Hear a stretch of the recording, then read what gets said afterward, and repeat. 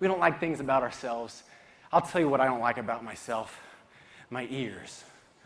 I always thought they were too big. Look at my baby picture.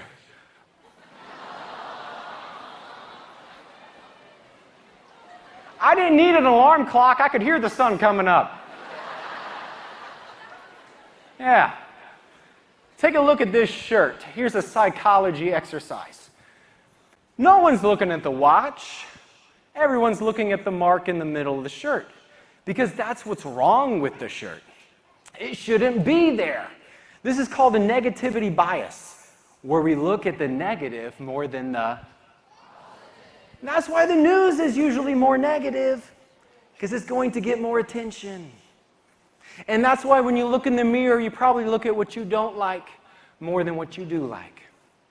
This also applies for memories.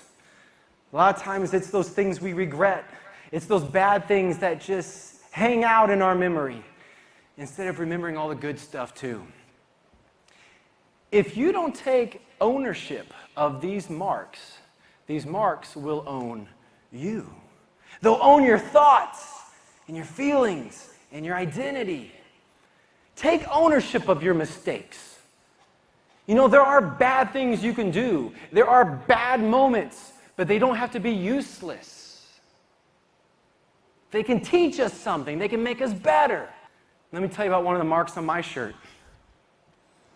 When I got married to my wife, Rachel, in 2011, I developed clinical depression.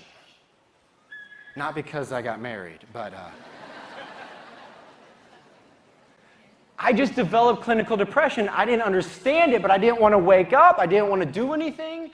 Me personally, I was not suicidal, but it was tough.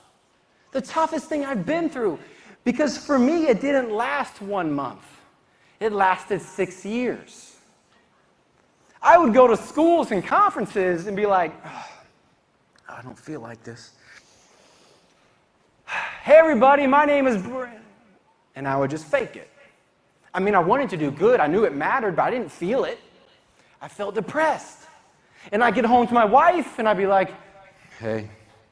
She's like, I saw you on Twitter. You were like now you're like, what? I was like, no, she didn't understand. And she thought maybe I was falling out of love with her. It was difficult.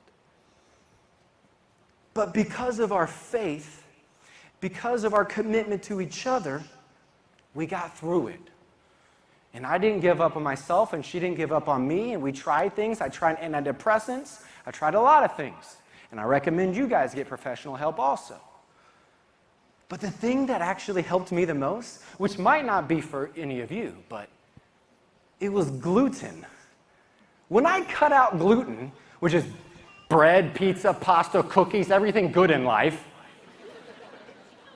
then I felt happy. Now, they make gluten-free stuff. It's not as good, but this is what I learned. I feel much better now. But there are some things I had to let go of. Because I loved gluten. But sometimes the things we hold on to hold us back. Even though we like them, even though they can kind of bring us some pleasure. But they hold us back. And that might be your excuses. That might be your fears, your doubts, your bad habits. And you want to hold on to them. But there's something else you want more. You see, check this out. The difference to achieve success and happiness is choosing what you want the most over what you want now. That can be tough.